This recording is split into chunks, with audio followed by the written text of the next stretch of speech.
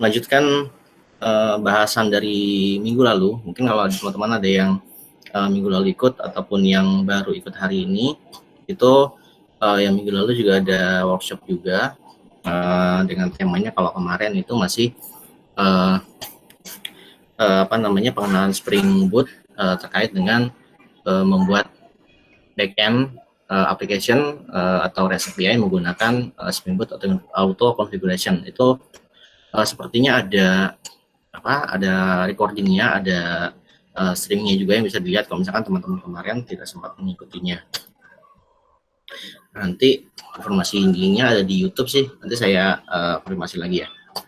Oke, untuk hari ini saya akan bahas terkait dengan mengamankan aplikasi Spring Boot menggunakan REST API Anda. Mengamankan dalam hal ini menerapkan skema autentikasi dan otorisasi yang yang diperlukan supaya setiap endpoint atau setiap URL aplikasi yang dibuat itu membutuhkan autentikasi sebelumnya sebelum bisa mengakses. Oke. Nah, overview untuk yang akan saya sampaikan, akan saya ceritakan pada kesempatan ini ada 3 hal. Pertama, terkait dengan menggunakan HTTP Basic sebagai pengamannya, kemudian menggunakan bearer token, dan yang terakhir integrasi dengan Amazon Web Service Cognito. Ini mudah-mudahan bisa sampai ke yang ketiganya, mengingat waktu yang cukup terbatas ya. Nah, dalam ketiga mekanisme ini semua memanfaatkan Spring Security API. Jadi kalau di minggu lalu saya cerita bahwa Spring itu banyak ya, keluarga Spring itu ada banyak modul, salah satunya itu Spring Security. Nah, Spring Security ini yang digunakan yang bisa digunakan sebagai provider autentikasi dari aplikasi yang kita buat. Nah, pertama terkait dengan HTTP Basic. HTTP Basic itu apa? Jadi kalau teman-teman pernah kita bahas, mungkin cerita bukan di luar aplikasi REST API dulu lah, aplikasi web biasa, aplikasi yang full stack. Nah, kalau teman-teman mengakses aplikasi web seperti itu kan, teman-teman kan kita diminta login ya, login, isi username, password. Kemudian username sama password kita sama aplikasi sama server itu nanti akan dicek ke database. Nah, ketika aplikasi melihat bahwa username dan passwordnya ini cocok, maka kita bisa terlogin di aplikasi dan kita bisa mengakses halaman-halaman yang sifatnya protected lah. Nah, itu sebenarnya pada kenyataannya seperti apa sih yang terjadi di web browser kita maupun di server. Jadi ketika kita mengakses suatu aplikasi, suatu server, ada yang namanya session. Session itu diberikan oleh server ke web browser kita. Jadi katakan kita buka pakai Chrome www.google.com. Nah, ketika kita login di Google, nanti Google akan mengembalikan session ID ke browser kita. Nah, session ID itulah yang digunakan oleh browser kita dalam setiap request-nya ke situs google.com supaya kita bisa mengakses halaman-halaman yang protected tadi. Itu session ID itu disimpannya di header. Jadi kalau misalnya kita ngomong HTTP, basic HTTP yang kemarin materi minggu lalu saya coba share lagi deh sebentar untuk reminder ya.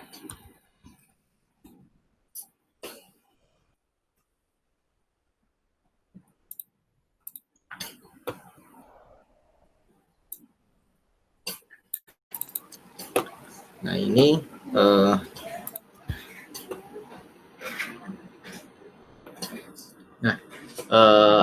dalam setiap request HTTP browser itu dia ada yang namanya endpoint, ada method, ada request body. Nah, di request body ini juga ada headernya. Nah, tadi yang session ID itulah tadi yang dikirim di header ini. Nah, sehingga ketika server melihat si browser ini ngirim session ID di header, nanti si server akan ngecek session ID itu siapa sih usernya, usernya itu Yudi. Udah, maka dia akan memberikan akses terhadap halaman yang memang boleh diakses oleh Yudi. Nah, itu terkait dengan basic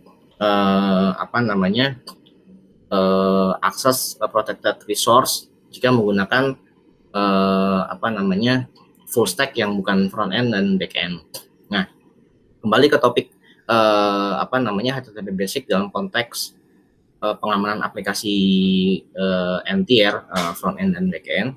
Kalau tadi yang dikirimnya itu adalah di header itu session ID, kalau menggunakan HTTP basic itu yang dikirim di header itu adalah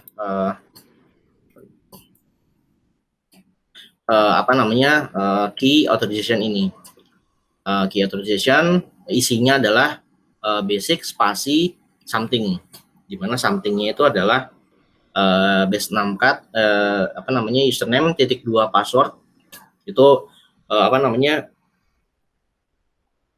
secara literal ya, maksudnya username digabungkan dengan password dipisahkan .2 lalu di base 64 di encode base 64 dan itu ditaruh di header. Nah, dan dalam setiap request itu harus dikirim. Jadi dalam setiap misalnya kita mau akses halaman atau endpoint katakanlah endpoint user atau endpoint profile atau endpoint yang lain, header ini harus selalu dikirim selama kita mau mengakses halaman atau endpoint yang memang protected. Dan ini apakah ini aman gitu istilahnya, kenapa password kita selalu dikirim di setiap request? Karena base 64 encode itu ya karena hanya sekedar encode aja, bukan enkripsi ataupun hash, maka dia bisa dikembalikan tanpa perlu adanya kunci pengaman gitu.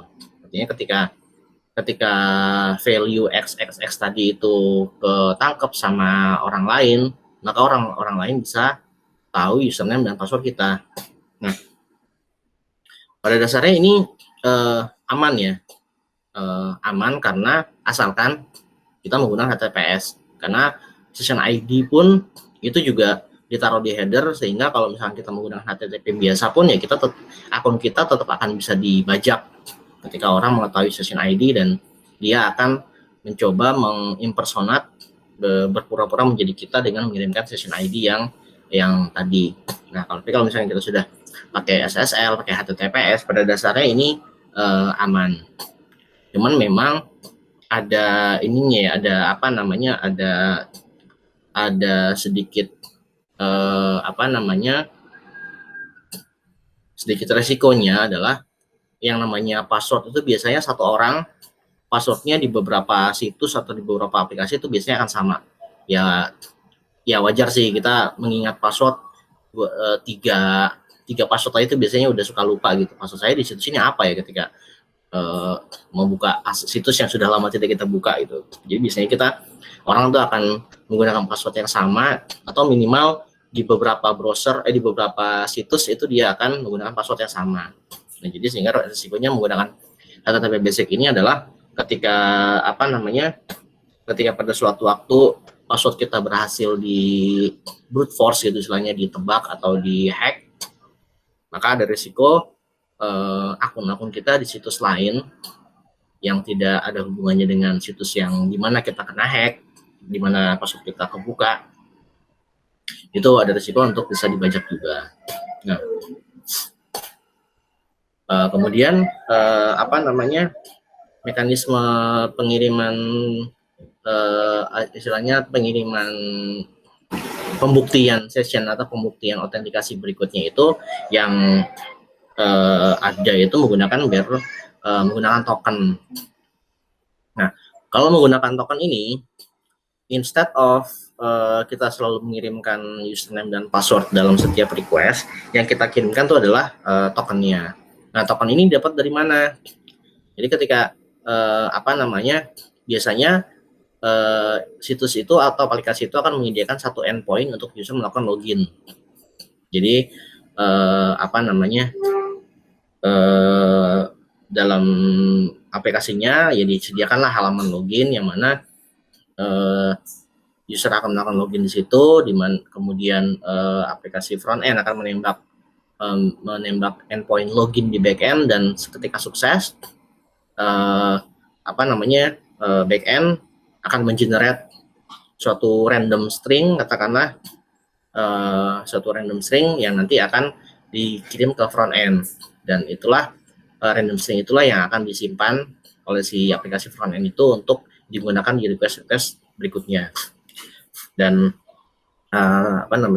dan token tadi itu akan disimpan oleh backend, either itu di database, bisa di memori, bisa di file, itu juga bisa. Yang penting ketika ada request masuk ke backend dan request itu mengirimkan token, backend punya cara untuk mengecek token itu valid atau tidak ke storage yang bisa diakses oleh backend tadi. Nah, ini mengenai tingkat keamanan, lebih aman atau tidak dengan HTTP basic? Sama saja, karena sama-sama dikirim di header, sama juga, maksudnya sama saja dengan HTTP basic, dan juga sama saja dengan session ID tadi itu, karena sama-sama dikirim di header. Nah, cuman bedanya adalah kalau misalkan ini ketika katakanlah suatu saat kena bajak atau kena hack, token ini berhasil diambil, biasanya pertama yang jelas token ini tidak ada hubungannya dengan username dan password. Jadi kalau misalkan token ini kena bajak, ya dia cuma bisa ngebajak akun kita di aplikasi itu aja. Kemudian kalaupun kebajak, biasanya token ini ada masa berlakunya. Jadi kalau misalkan sudah lewat 1 hari, katakanlah ketika aplikasi server menentukan bahwa masa berlaku token ini adalah katakanlah 24 jam, artinya ya besok atau lusa token yang sebelumnya kebajak ambil tidak bisa dipakai lagi, jadi sudah expired. Jadi gitu. Nah, yang terakhir yang akan saya bahas pada kesempatan kali ini terkait dengan memanfaatkan service yang disediakan oleh Amazon Cognito. Nah, kalau Amazon Cognito ini pada prinsipnya sama dengan penggunaan bearer token tadi. Jadi ketika user sudah login, nanti si user itu akan diberikan token yang bisa digunakan untuk request berikutnya. Nah, bedanya di mana? Kalau Cognito ini dia menggunakan JWT token. Nah, kalau JWT token ini seluruh data user itu ada di dalam token tersebut. Jadi kalau yang tadi token ini istilahnya dia random string, tidak ada hubungannya dengan username dan password. Kalau ini token ini ada informasi username-nya misalnya, role-nya misalnya, full name-nya misalnya, itu ada informasinya di dalam JWT token ini. Ini token ini juga cuma di encode base 64, jadi bisa dibuka pakai encoder, pakai decoder base 64 di online pun gitu, itu bisa dibuka. Terus pertanyaannya, kalau gitu kalau misalkan orang bisa tahu cara ngebentuk tokennya, cara ngebentuk tokennya, bisa aja dong orang bikin token sendiri dengan username, katakannya username Yudi, dan dengan role yang administrator gitu, katakanlah. Kemudian dia bikin JWT token lalu dikirim di header authorization-nya. Nah, kalau integrasi Spring Boot dan Cognito ini, JWT token itu istilahnya ditandatangani. Jadi ketika JWT token itu di-generate oleh Cognito, JWT token itu ada tanda tangan dari AWS Cognito-nya, sehingga ketika token itu dikirim ke backend oleh Spring Boot akan ngecek ke Cognito, ini token ini valid nggak nih? Kalau misalkan nggak valid, dari tanda tangannya, dari dari signature-nya, dari dari hash-nya, nanti kalau nggak valid ya akan ditolak. Jadi nggak sembarangan user bisa nge-generate token. Dan sama kalau misalkan aman atau tidak aman, ya ini istilahnya keamanannya sama lah dengan yang bearer token. Oke, mungkin pengantarnya Demikian kita langsung demo ya. Nah, ini melanjutkan dari kode yang minggu lalu. Jadi saya review ulang secara cepat aja ya. Jadi kalau minggu lalu itu kita bikin aplikasi web, aplikasi REST API sederhana. Dia hanya ada dia hanya menggunakan JPA pakai MySQL, kemudian ada web dan lagi ya, itu aja sih kemarin tuh menggunakan web, dan ada beberapa, ada modelnya, ada modelnya, ada model user, ada model activity, tapi yang activity belum kepake, yang dipakai hanya yang user saja. Jadi kalau misalkan kita run,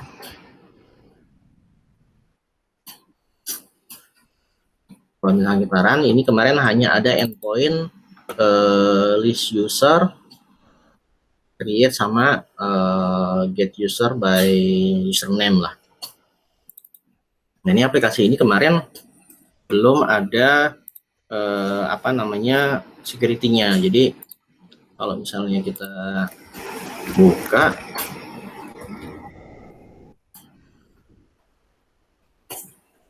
mungkin sekalian lagi, ini menggunakan untuk aplikasi REST API, biasanya kita perlu ngetes tuh, ngetes endpoint atau API yang sudah kita buat itu, kita mau coba-cobain lah, katakanlah dengan kirim data atau nyoba endpointnya.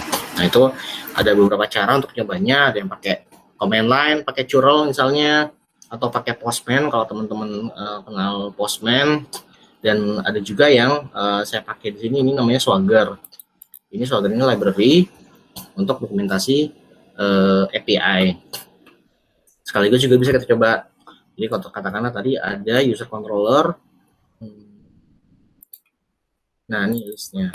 Maka di Swagger ini nanti akan ada seluruh endpoint yang kita define, dan kita bisa nyoba setiap endpointnya. Nah, ini kemarin endpoint ini aplikasinya belum ada pengamannya, belum ada pengecekan otorisasinya, jadi bisa diakses langsung tanpa perlu ada login dulu. Nah, kita coba tambahkan pertama kita tambahkan dulu ininya, library ya, dependensi terhadap Spring security-nya.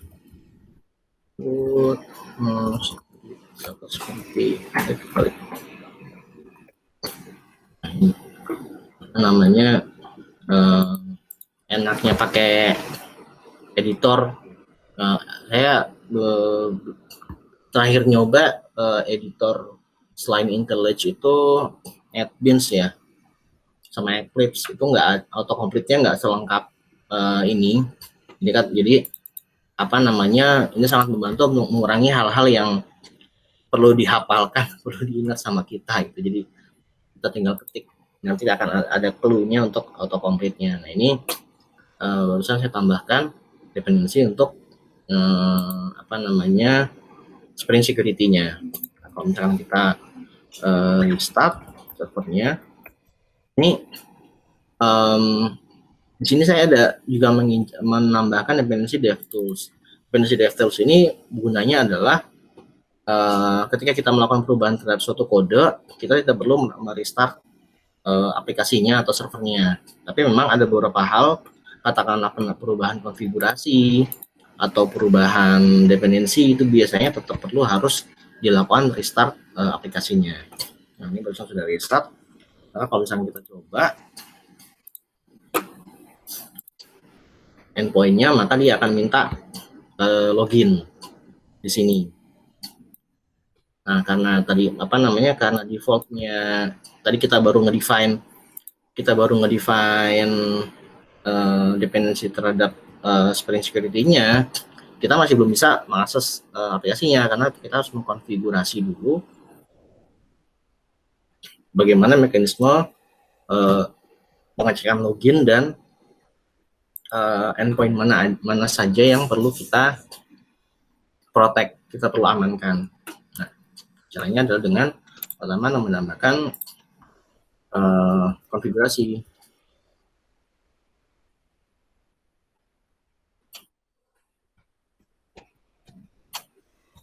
Konfigurasi ini harus mengextend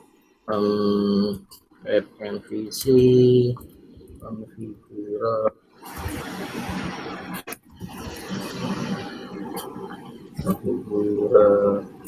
lupa.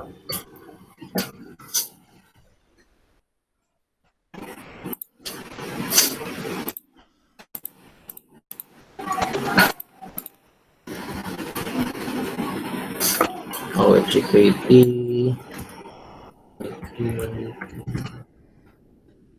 adapter. Nah, lalu kita mengoverride metode yang configure-nya. Nah, ini yang kemarin saya ceritakan terkait dengan apa yang kemarin itu saya nyebutnya ya,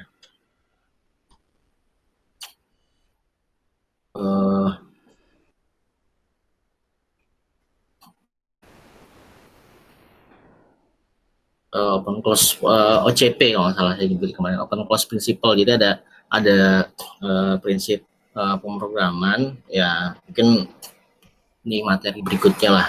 Jadi kayak Spring itu sudah menyediakan titik-titik di mana kita bisa mengkostumisasi default behavior-nya Spring. Kayak katakanlah yang ini Spring sudah menyediakan tempat kita mau menambahkan mengkostumisasi terhadap proses autentikasi atau pengecekan session dari user terhadap endpoint yang kita buat. Nah, ini kita buat kita configure di sini. Kita configure pakai HTTP basic, kemudian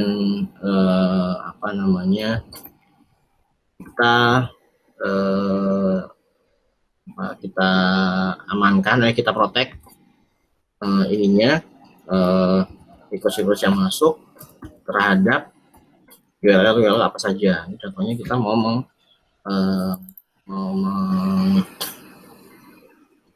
endpointnya REST user.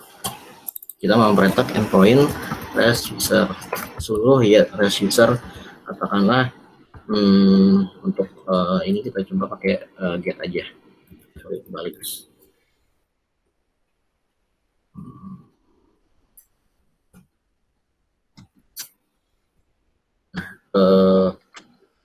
URL REST user ini kita coba akses, dia harus punya role, katakanlah misalnya admin. Kemudian untuk demo purpose kita disable untuk backend kita disable ininya CSRF-nya sama homogeneous dari second. Terus nah ini kita baru mengkonfigure proteksi terhadap endpoint yang kita punya. Nah, berikutnya kita perlu definisiin untuk setiap request yang masuk itu kita gimana kita memvalidasinya. Ketika dikirimkan header tadi HTTP basic, ngeceknya gimana nih, misalkan dia ngirim username UD, passwordnya password misalnya, valid gak sih itu. Nah, itu kita perlu bikin yang namanya user detail service.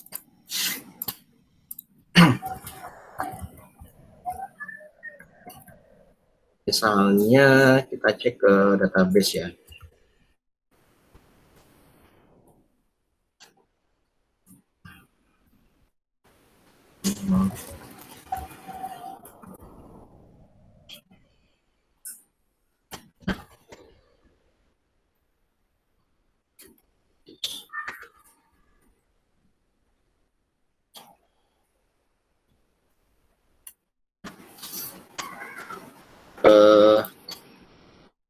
ini yang juga juga titik yang disediakan oleh Spring kalau kita mau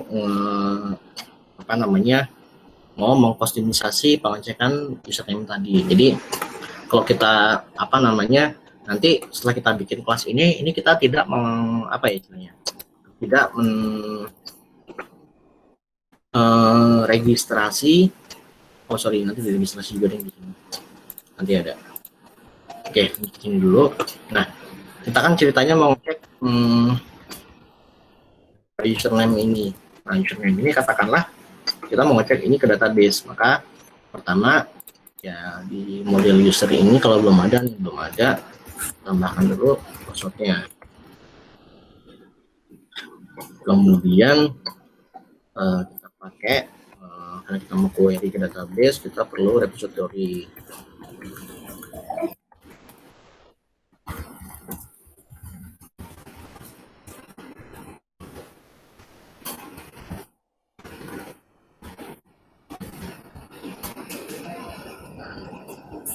Query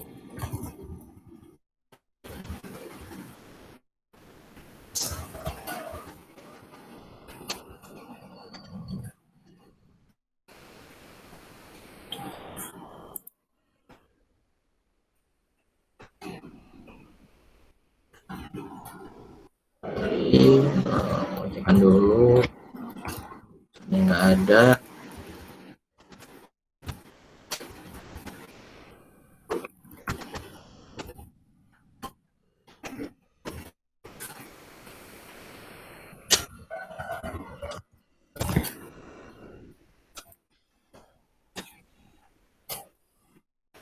Lalu kita cek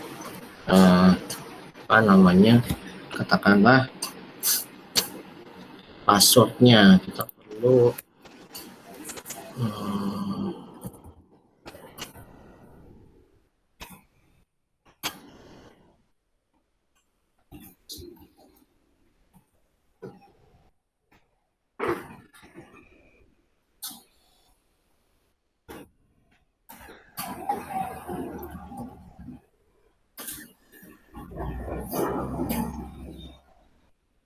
ngecek apakah password dari yang wait,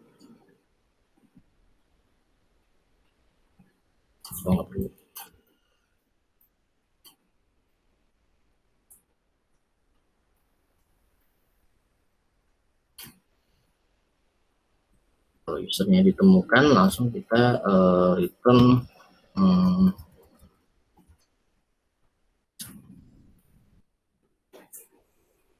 kebetulan nama kelasnya sama ya. Jadi kalau ini user yang ini adalah user di database kita, model kita. Kalau yang ini adalah usernya kelas user yang dibutuhkan, yang diminta oleh Spring Security sebagai penanda bahwa si user ini telah berhasil login.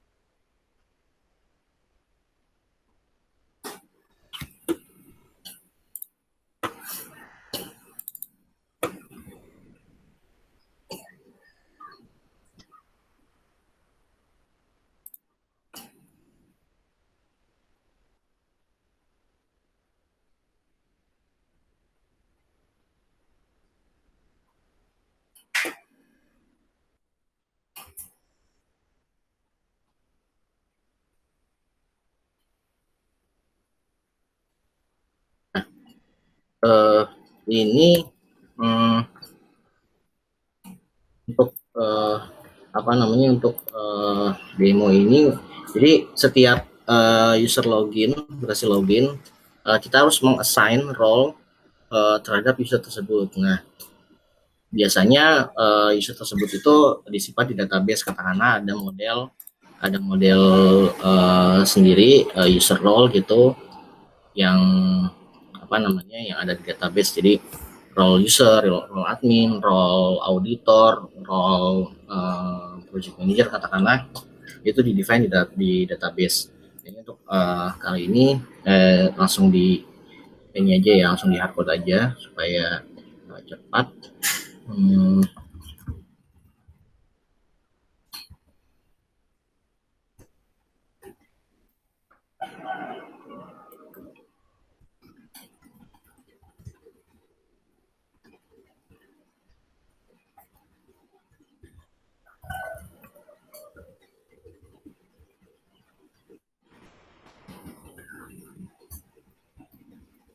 nah ini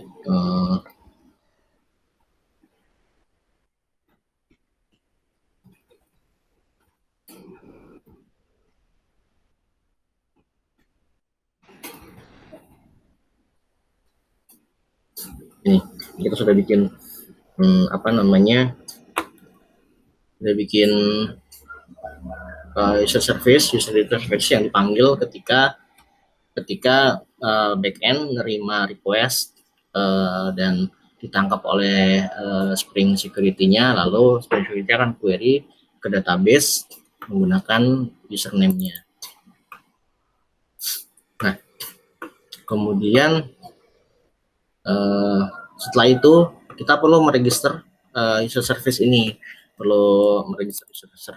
untuk supaya bisa digunakan oleh ya Spring Security. Nah, ini kita perlu nge-define apa namanya bin connection provider.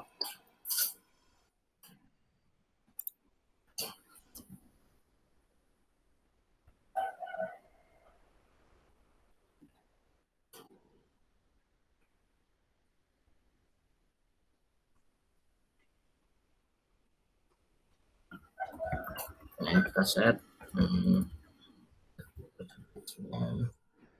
yang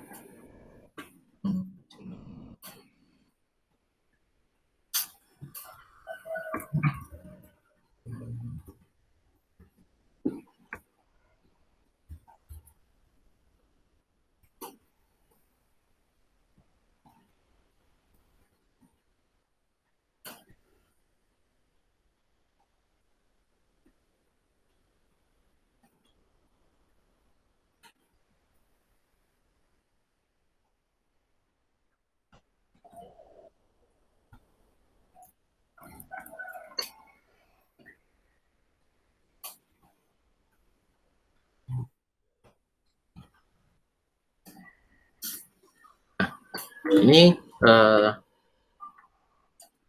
user detail service yang tadi kita buat sudah didaftarkan apa namanya supaya ketika tadi menerima request, maka akan dipanggil apa namanya fungsi load by username ini, dan dia akan melakukan pengecekan terhadap username tadi di database.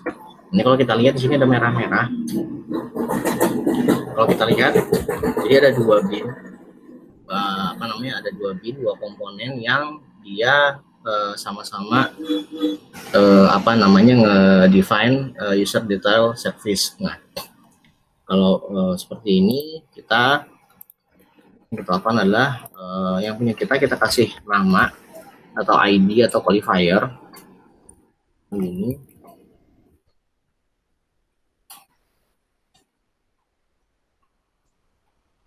Dan qualifier ini kita pakai di sini.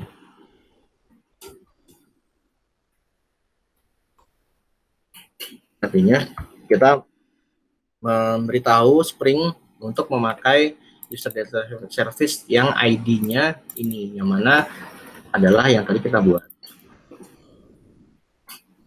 Nah, ini kemudian kita coba.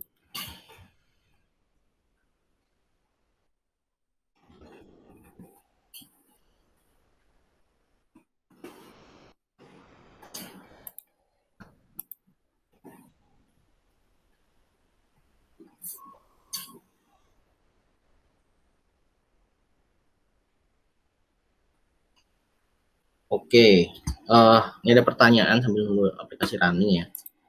Ada pertanyaan terkait dengan kalau yang minggu lalu nggak ikutan, tapi orangnya juga nggak ada ya.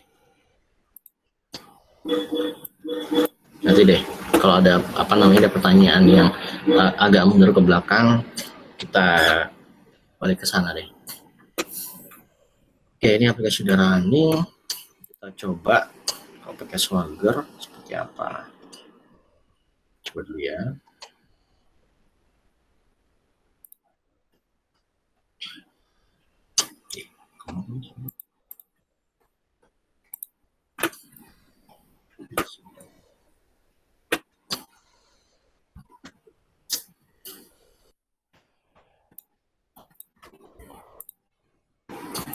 Tadi username-nya di database itu ada Yudi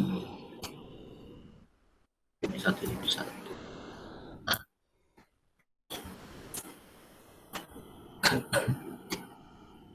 Lo passwordnya apa? Oh ternyata kan kita bingung passwordnya apa, dan ternyata ketika kita coba juga ada errornya nih bahwa kita harus nge-define password encoder. Jadi ketika apa namanya ketika dikirim username sama password, kan password biasanya dan best practice-nya itu kan ya disimpan bukan plain ya. Nah, berarti kita harus nge-define apa namanya bagaimana cara Spring bisa mengkonversi password yang dikirim oleh user ke password yang tersimpan di database. Nah, caranya adalah kita define bin encoder.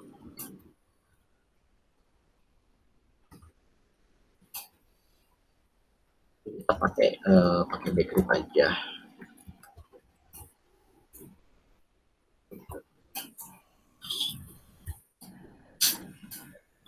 Dan ini kita define di sini.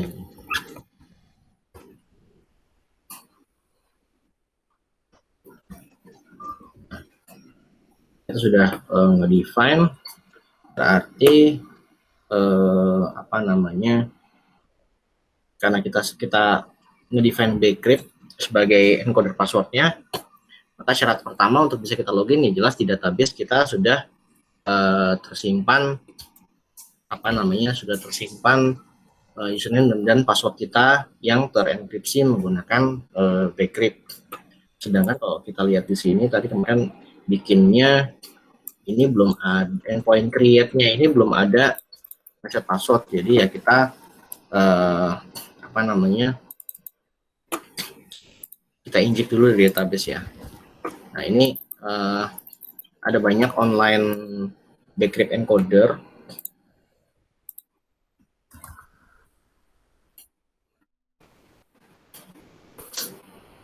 Kita tinggal masukin aja ke sini.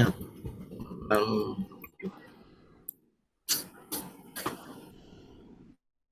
kita coba paste ke sini.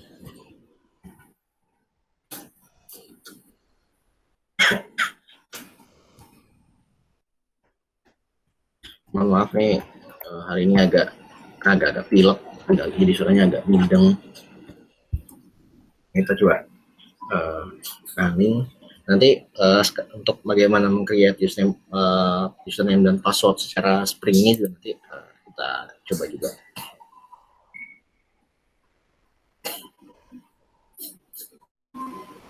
Oke,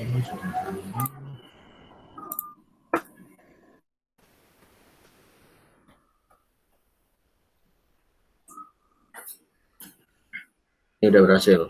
Jadi apa namanya, kalau kita pakai HTTP basic, apa namanya, kalau kita pakai browser nanti akan diminta oleh browser untuk mengisi username passwordnya. Sedangkan kalau kita mau pakai curl URL, karena kita mau pakai command line,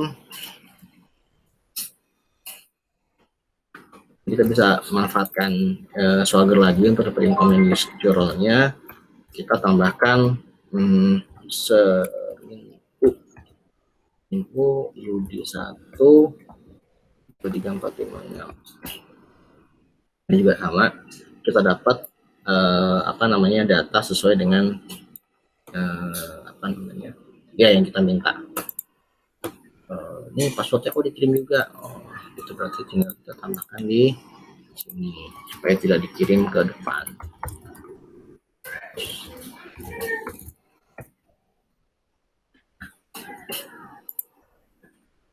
Kita salahin passwordnya, nanti dia akan dapat error 401 unauthorized. Nah itu kemudian misalkan kita mau create nih create user, kan ada endpoint create, kita bikin dulu sini jadi lebih cepet. Nah ini nggak apa-apa sini.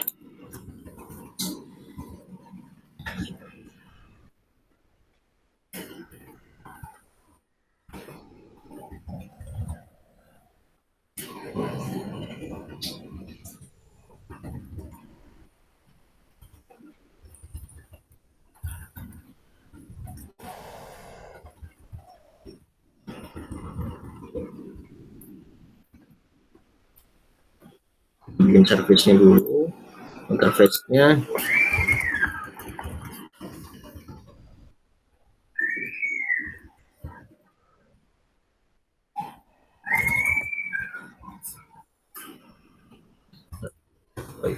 Query, kita query ke database.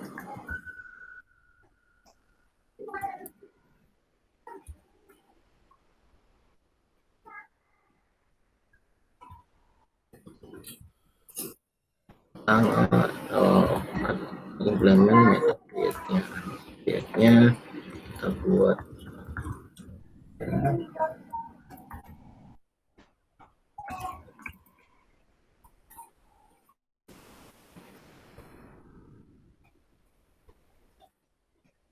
ini kan kita mau apa namanya password kita tersimpan di database dalam kondisi terenkripsi ya.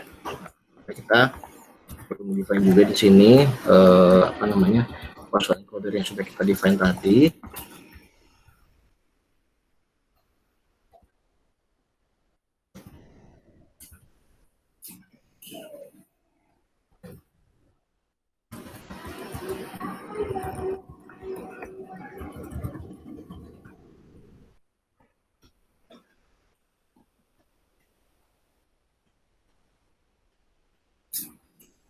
Sudah bikin service untuk nge-create usernya, tinggal kita panggil dari controller.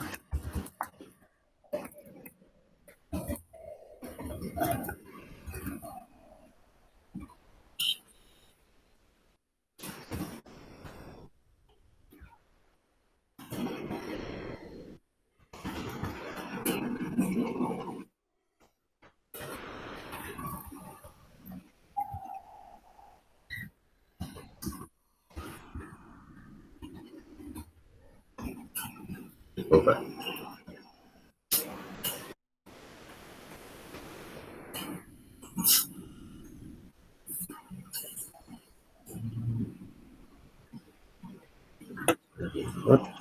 Kita balik ke Swagger, ada endpoint ya, full name-nya, misalnya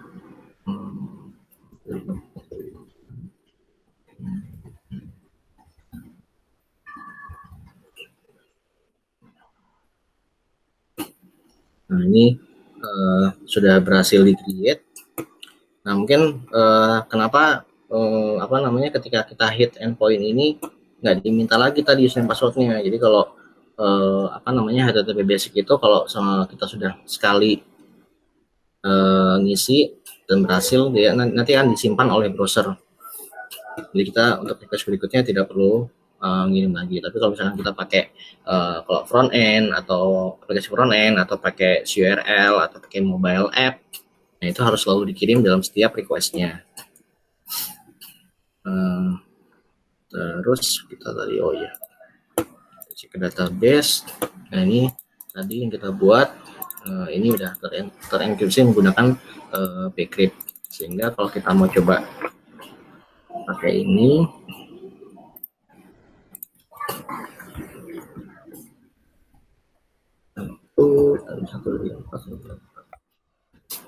ini udah bisa juga. Jadi kita bisa login menggunakan user yang tadi sudah kita create. Oke, itu untuk penerapan HTTP Basic di Spring memanfaatkan library dari Spring Security. Nah, yang berikutnya menggunakan bearer token. Nah, kalau bearer token ini sebenarnya prinsipnya mirip ya, hampir sama dengan apa yang tadi kita buat untuk menggunakan HTTP Basic. Cuman tentu kita perlu menyimpan informasi di mana untuk menyimpan tokennya. Nah, misalkan kita menyimpan tokennya di database, kita taruh di di tabel user. Jadi ketika tabel user login, kita generate tokennya, lalu kita simpan di tabel user, sehingga nanti kita bisa query ke tabel user. Ketika kita dapat token X gitu, kita bisa query ke tabel user menggunakan token X itu. Kita bikin dulu kolomnya, bikin tokennya, kemudian kita perlu menyiapkan service untuk user melakukan login. Login.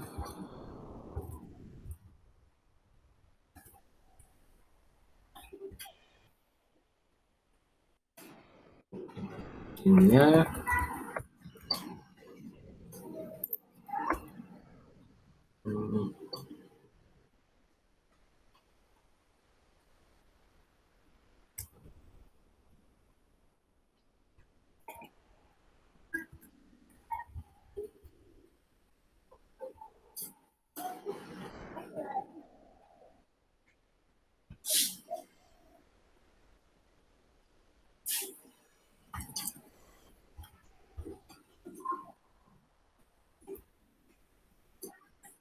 cek dulu apakah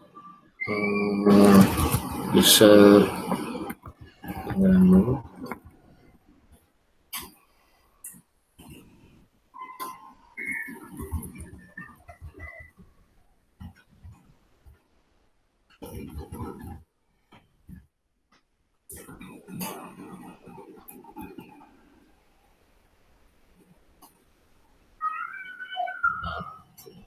kalau ini kita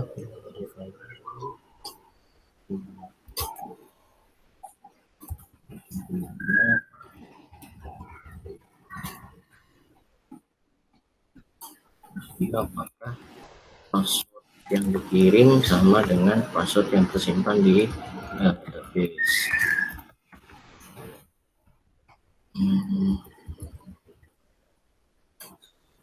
Ya.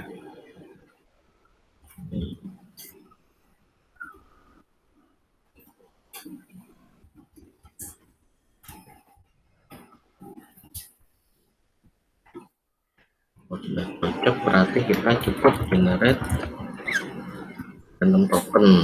Random token kita bisa manfaat macam-macam sih. Coba pakai ID aja. Ini apa namanya, bebas sih tokennya mau seberapa panjangnya, cuman rule of thumb-nya itu biasanya ya semakin panjang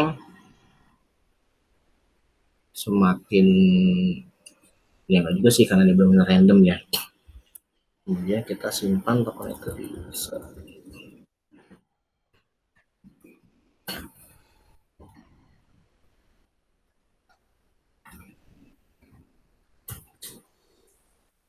Nah, bikin service untuk nge-generate tokennya. Nanti kita bikin endpoint baru untuk user melakukan login. Untuk front end bisa nembak apa namanya, back end untuk keperluan login.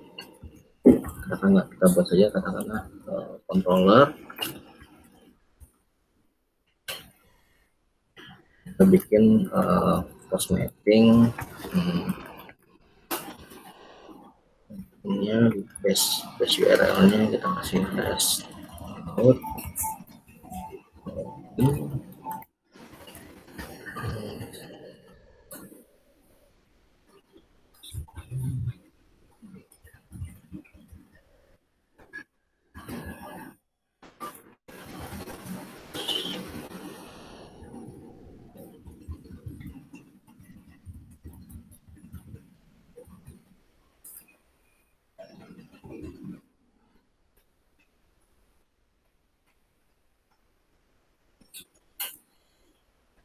Lo inject ininya bisa service-nya.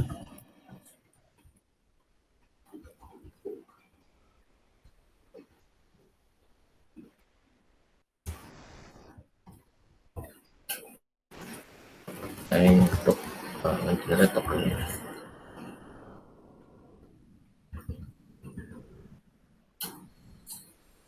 Oke, kita coba dulu Yesus.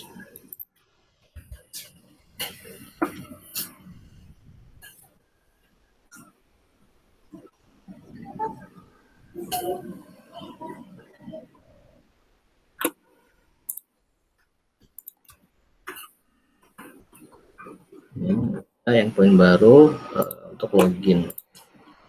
Kalau kita coba, dia akan diminta login. Adalah kita pakai untuk login, otomatis kita harus nge-bypass atau nge-whitelist endpoint out login ini supaya tidak dicegat oleh si Spring Security. Ini tambahin and adjust untuk lihat endpoint press out login call. Ini kita menyuruh Spring untuk nge-bypass endpoint rest out login.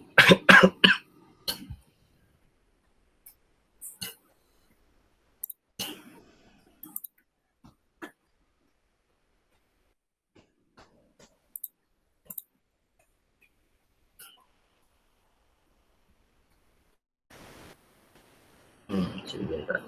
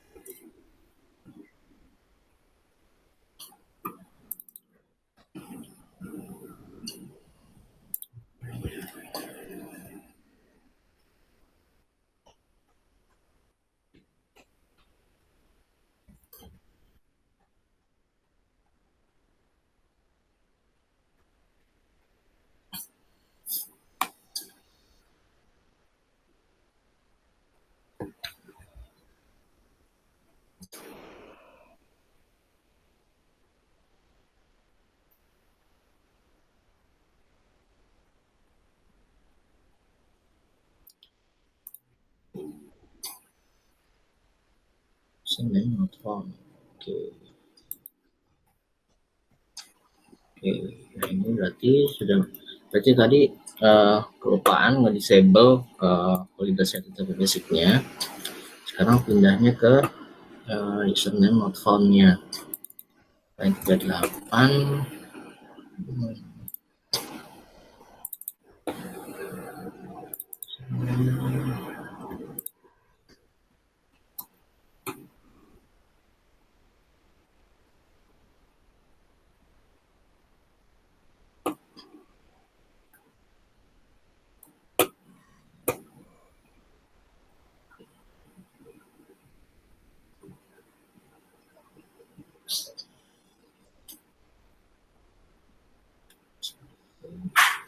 Oh, kebalik. Oh, masuknya tuh yang di atas. Ingat. Token tadi saya masuk sama username-nya. Nah, tadi udah dapat tokennya. Nah, token inilah yang nanti akan kita pakai atau front end pakai atau mobile app pakai dalam setiap request berikutnya. Kemudian gimana cara kita ngevalidasi headernya tadi itu? Karena kan itu nggak otomatis kebaca, kedetek sama Spring gitu. Kita harus ngedefinisiin token ini kita lookupnya gimana nih, kita query-nya gimana nih, kita validasinya gimana. Sampai kita cek ke sini. Ini juga ada ketambahan kolom token dan tadi UD1 itu udah ada tokennya. Otomatis kita perlu melakukan perubahan terhadap user detail service-nya. Nah ini user detail service-nya ini katakanlah ini kita coba rename jadi is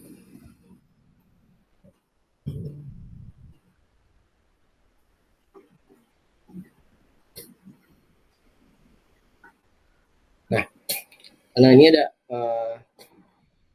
ada yang perlu dilakukan, kita coba dulu aja biar kelihatan. Kita udah nambahin username, berarti yang perlu kita lakukan adalah kita bikin sampai token query ke target user menggunakan token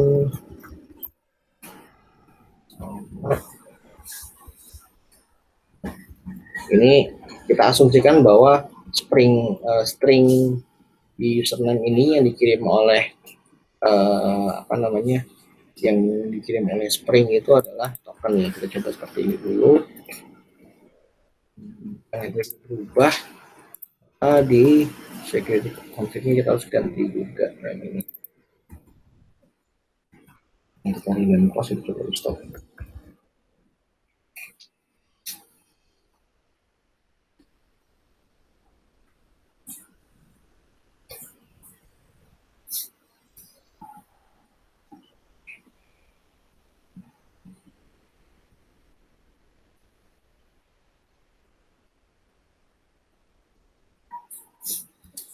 Oke, coba ya. Karena tadi kita sudah pakai token, karena Swagger-nya belum dikonfigurasi, jadi ke Swagger itu bisa kita konfigurasi untuk nambahin header authorization di web UI-nya. Tapi itu text time, jadi kita pakai curl aja untuk request. Jadi turun in get, kita tambahin header authorization parent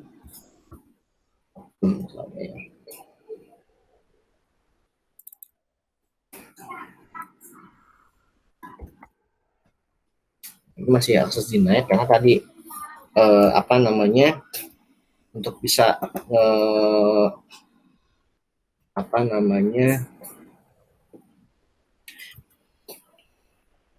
token ini dikirimnya kan di header authorization.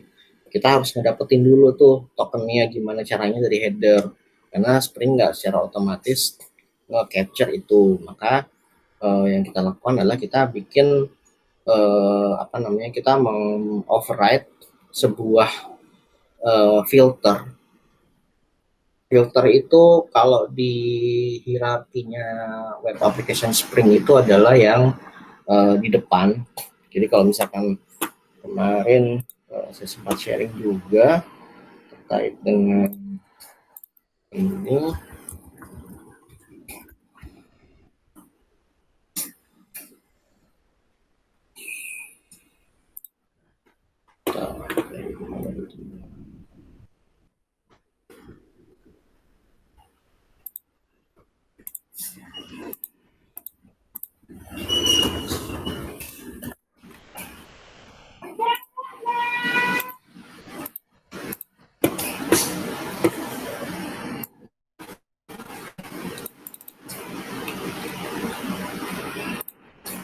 Nah ini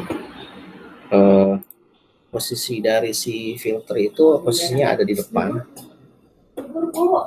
di sini, di bagian depan sini. Jadi apa namanya, sebelum request itu masuk ke dalam, dia di apa namanya, dilewatin dulu ke filternya si Spring. Kita buat satu kelas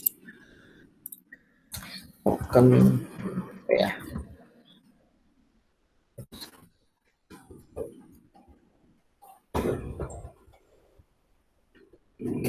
Kita meng-extends punya si transfer request filter ini bawaannya si Spring, dan inilah yang kita nah ketika kita disinilah kita bisa mengakses apa namanya, header dari request yang dikirim oleh front end.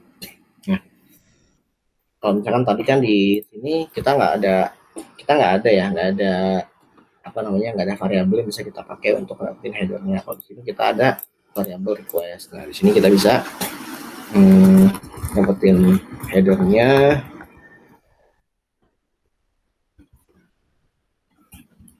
HTTP headers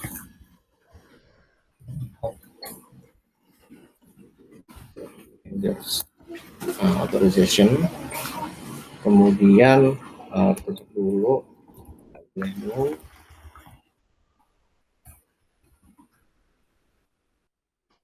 kemudian barulah kita ambil tokennya dari si header. Header ini kan formatnya bearer, lengkapnya kan auto definition. Kita sorry, formatnya begini ya teman. Kita harus mendapatkan token yang ini. Yang ini ya bisa pakai substring, bisa pakai index, bisa pakai split by spasi, atau pakai replace all. Kita pakai yang replace all aja. Replace all, replace bearer spasi bearer dengan string kosong, lalu kita trim, kita hapus bearernya dan kita dapetin tokennya. Nah, di sini baru kita bisa apa namanya, melakukan query ke database. Kita harus syaratkan pertama menjadi komponen. Mungkin kalau teman-teman ingat kenapa tadi ini perlu dijadikan komponen, karena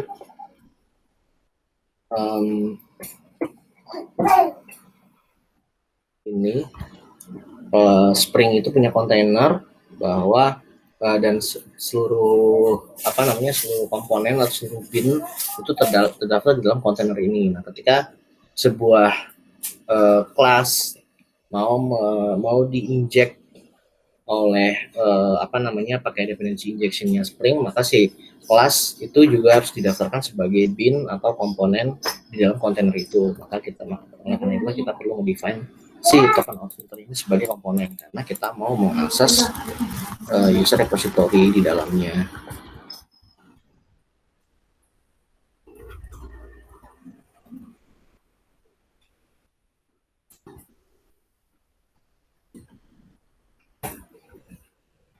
Kita sampaikan query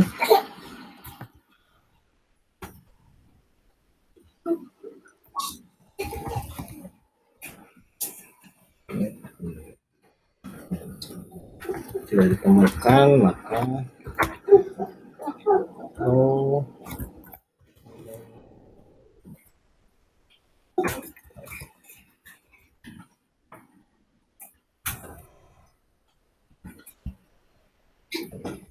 maka kita perlu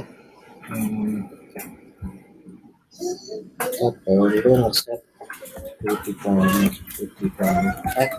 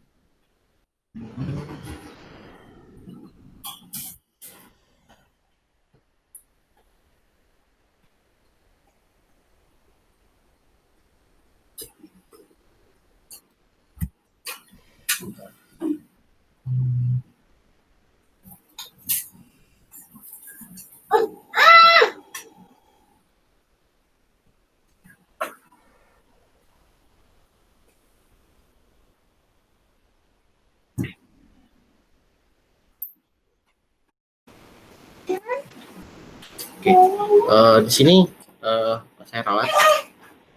Di sini kita belum perlu melakukan validasi ke database. Yang kita perlu lakukan hanya cukup melempar data token untuk nanti bisa di query di user service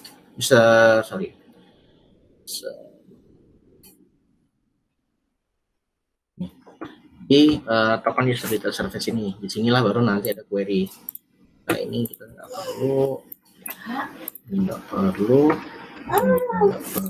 yang penting ini sih mastiin bahwa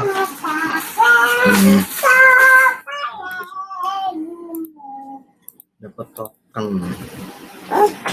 Nah token inilah yang nanti kita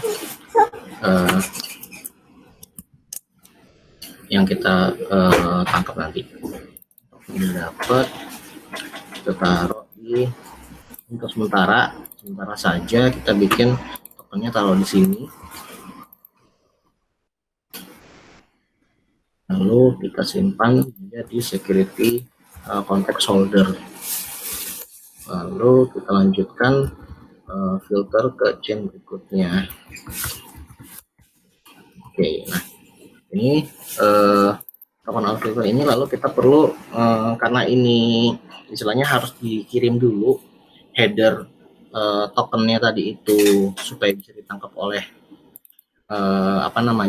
mekanisme pengecekan oleh Spring Authentication-nya, maka kita harus daftarkan filter ini, karena filter ini ada beberapa ya, ada banyak, dan dia dieksekusi secara berurutan, maka kita harus daftarin filter ini sebelum filter bawaannya si Spring Security. Nah, kita tambahkan di sini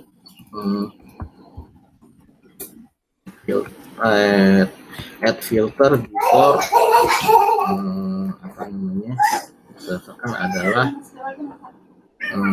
new token of filter sebelum basic authentication filter bawaannya seperti ini. Setelah itu barulah kita bisa mendapatkan tokennya di oh nggak cukup di sini, dan kita harus dapetin satu lagi.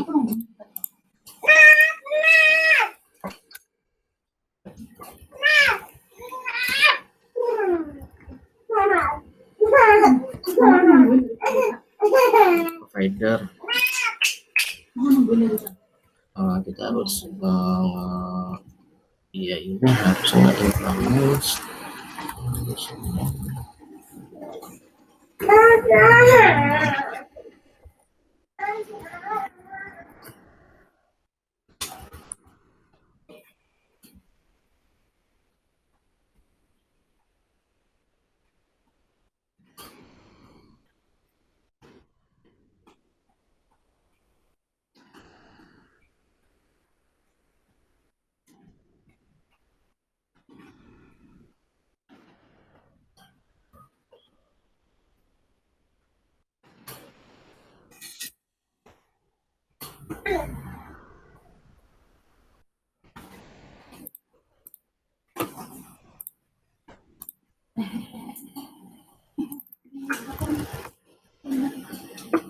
kita bikin kelas yang di implement authentication provider. Nah ini authentication yang di sini, ini adalah authentication yang tadi dikirim oleh filter yang tadi kita buat yang di sini. Karena itu maka dia pasti harusnya adalah apa namanya, merupakan instance dari username password authentication token ini. Maka di sini kita bikin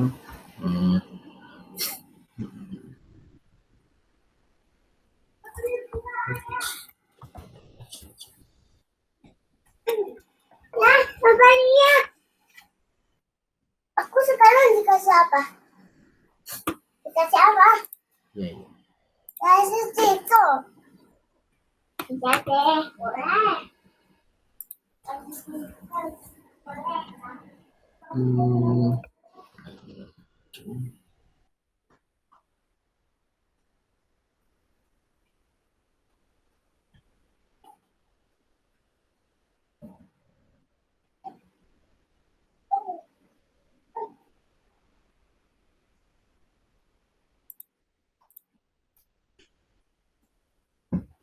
Ini stiker poison ya.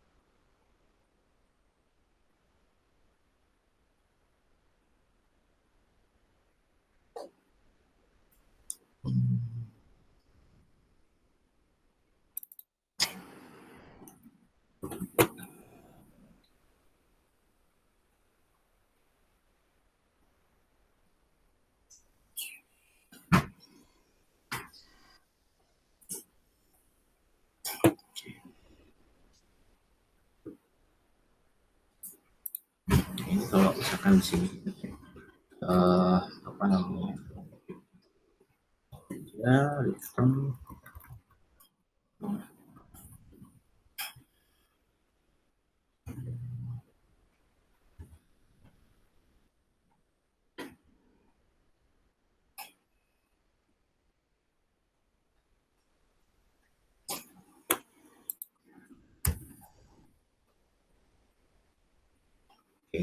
didaftarkan cloud providernya.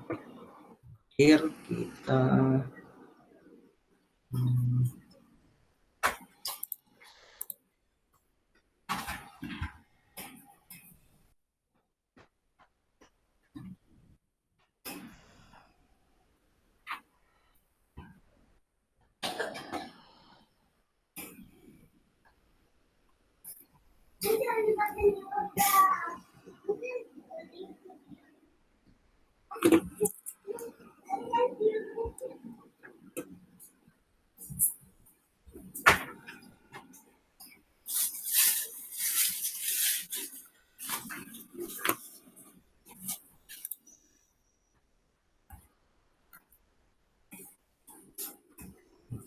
dan error di slide.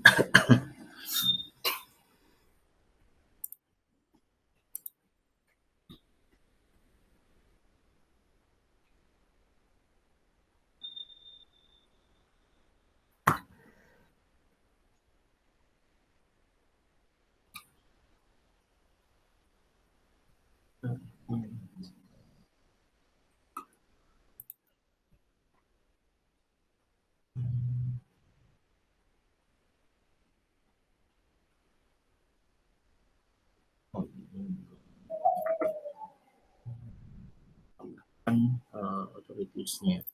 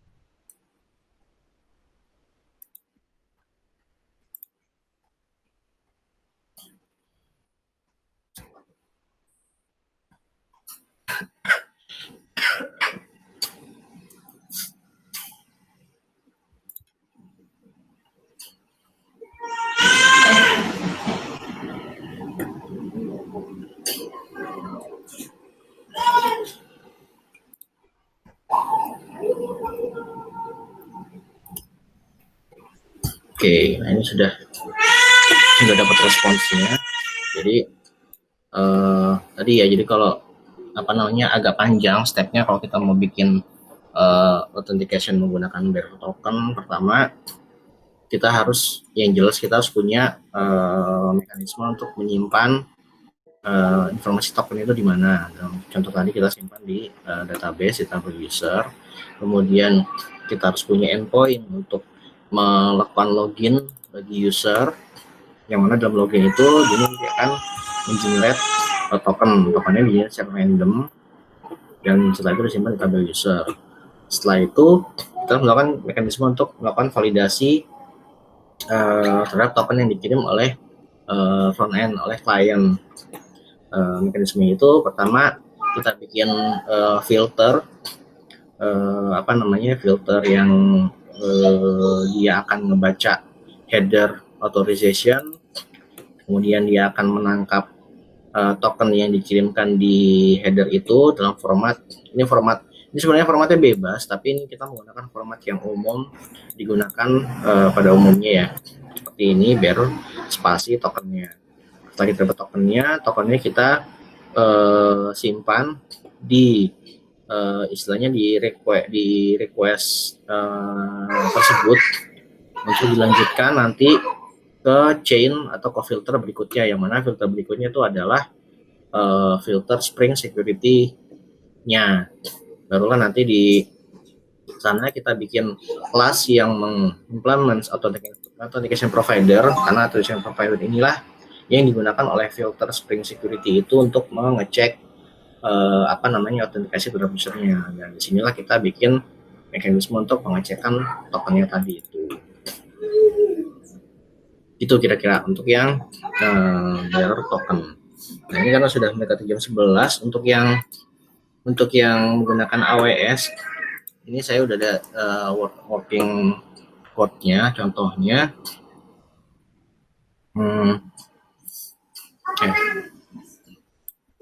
Mungkin belum working juga ya. Kita coba aja deh. Nah, jadi kalau untuk yang menggunakan AWS itu pertama sebenarnya lebih sedikit malahan kalau yang menggunakan AWS, karena kita cukup mengkonfigurasi pertama data-data terkait dengan ininya, URL AWS Cognito-nya.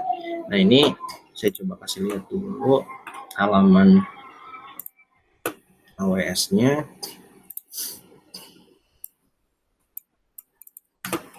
Nah, ini kalau teman-teman belum punya akun, bikin aja akun di AWS. Di sini banyak karena dia ada ada free tier-nya, jadi nggak perlu bayar. Kita cukup cukup bikin akun, lalu bisa main-main, bisa ngoprek-ngoprek semua service. Mungkin nggak semua service ya, service yang memang disediakan secara free oleh Amazon, salah satunya Amazon Cognito, yang mana Amazon Cognito itu adalah service AWS yang bisa kita manfaatkan sebagai istilahnya data user management. Di sini kita bisa bikin user pool, bisa bikin grup, dan ini juga bisa dimanfaatkan sebagai server untuk melakukan autentikasi terhadap aplikasi kita. Kita tinggal bikin klien di sini. Kemudian kita dapat nah, ini dapat credentials-nya yang bisa kita gunakan dalam aplikasi kita.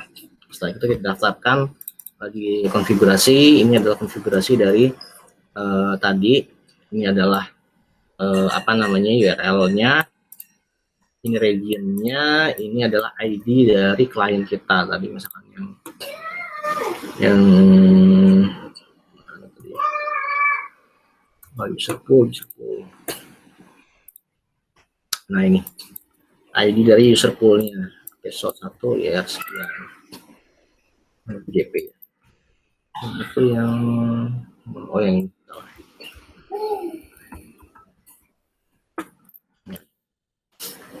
ini adalah ID user pool-nya. Dan setelah itu kita cukup mendaftarkan dependensi resource server. Kita coba aja lah ya. Coba kode yang tadi.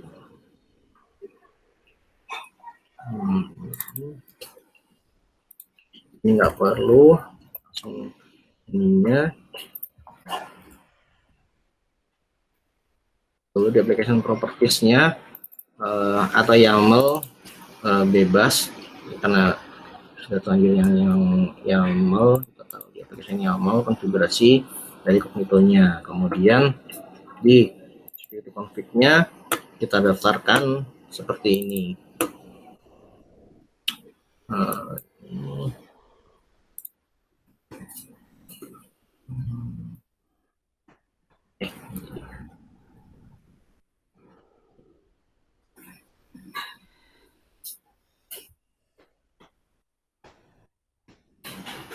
Kita mau buka akses terhadap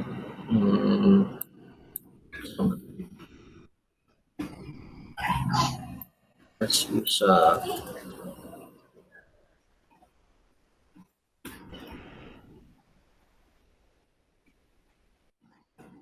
Karena karena kalau menggunakan AWS itu basisnya scope, maka yang kita cek di sini bisa hash role, bisa hash authority sih. Ini nanti tinggal gimana kita mengatur apa namanya di aplikasi kita, setiap user itu punya role apa atau punya authority apa. Nah, ini biar langsung bisa pakai dari apa yang punya Amazon. Amazon itu kemarin saya define-nya itu scope-nya open ID. Kemudian sudah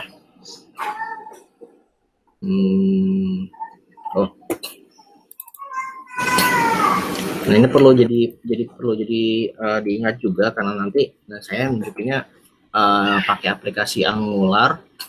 Jadi karena pakai aplikasi Angular ini perlu di enable cross originnya, karena kalau enggak nanti akan di reject oleh browser. Kita coba running, kemudian aplikasi Angular itu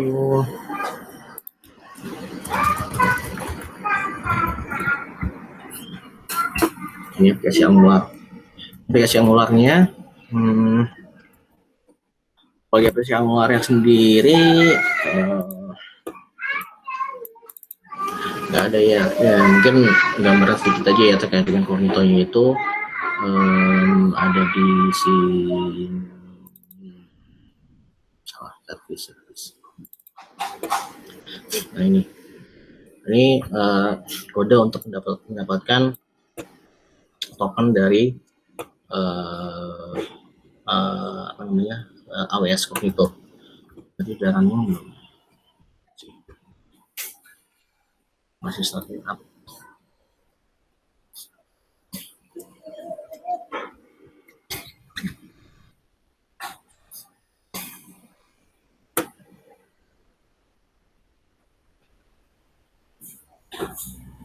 Oke, nah user yang bisa dipakai untuk login adalah user yang terdaftar di user pool ini yang ada di sini.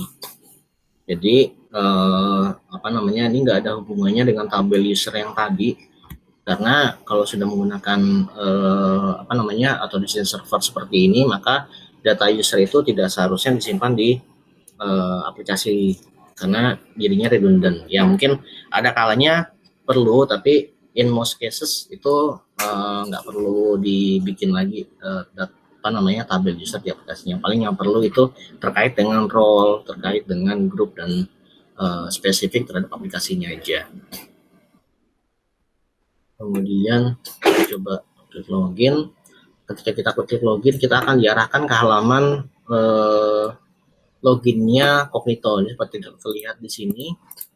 URL-nya ini adalah URL dari Amazon Cognito. Nah, maka kita masukkan username dan password dari yang tadi ya terdaftar di user. Jadi setelah login, kita akan di redirect kembali ke halaman apa namanya halaman aplikasi. Nah, ketika di redirect ke halaman aplikasi, pada dasarnya saya tadi main yang skip aja. Nah, ini pada dasarnya si Cognito akan mengembalikan data seperti ini, yang mana apa namanya data ini akan digunakan kembali oleh Angular untuk meminta JWT token yang tadi. Maka kalau misalnya kita cek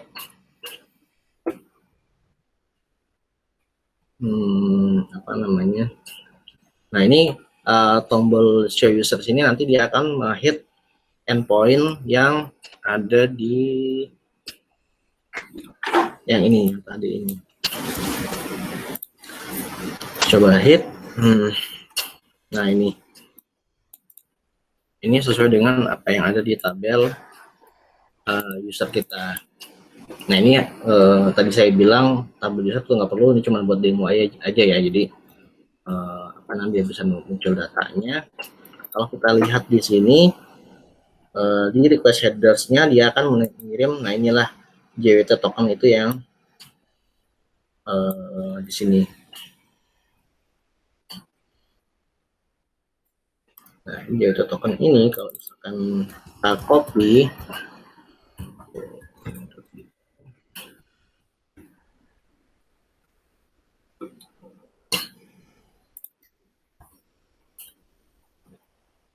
Nah, ini bisa didekode. Inilah yang tadi dimaksud dengan bahwa informasi terkait dengan user itu ada semua di sini. Signature-nya, username-nya, dan sebagainya. Maka user tidak perlu lagi, aplikasi tidak perlu lagi query ke database untuk mengecek keabsahan, istilahnya keabsahan dari token yang dikirim oleh front end. Mungkin itu yang bisa saya sampaikan. Mungkin ada yang mau bertanya. Sampai jam 11:30 ya gini ya, saya lupa. Silakan kalau ada yang mau ditanyakan.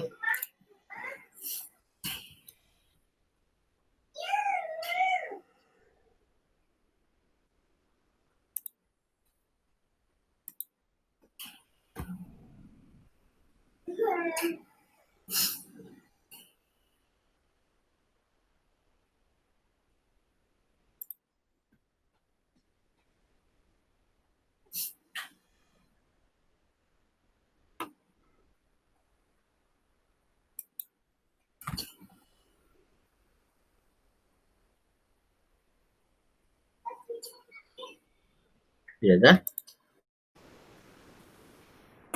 Kalau mau diketik boleh.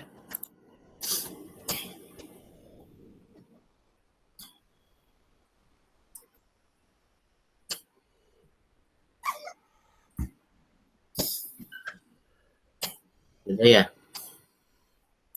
Oke, kalau tidak ada, mungkin kita cukupkan. Tapi mungkin ada sedikit informasi bahwa dari kami PT Japan Cipta Solusi sedang hiring programmer, terutama programmer Java ya. Jadi sih pakai programmer PHP. Jadi kalau misalnya dari teman-teman ada yang tertarik untuk belajar bareng, belajar lebih lanjut terkait dengan Spring, terkait dengan macam-macamnya Spring yang dipakai di Java seperti apa, kemudian belajar best practice coding seperti apa, kode yang berkualitas seperti apa, itu kita bisa belajar bareng di Java. Silakan kontak. Oh, di sini nggak ada nomornya malahan ya. Tambahin deh. Kontak, kirim email ke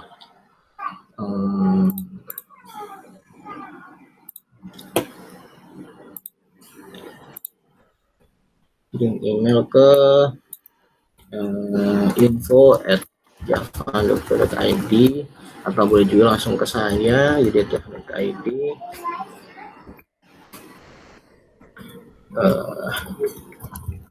Join aja, jangan info ya. Oh, join ya, sorry.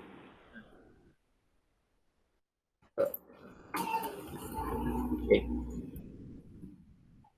Join. Nah.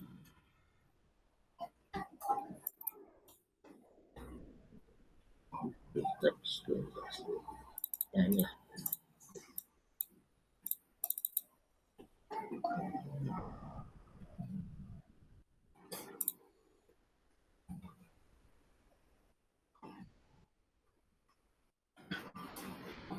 Gitu.